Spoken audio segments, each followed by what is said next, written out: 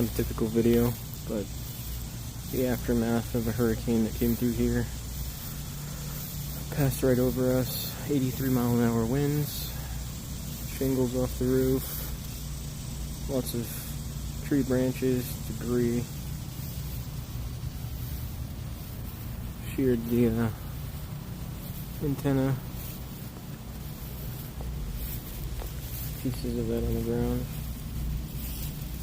Snapped a tree off in the front yard, tree branches all hanging in this tree. It's a scary time. Now it's just a matter of cleanup.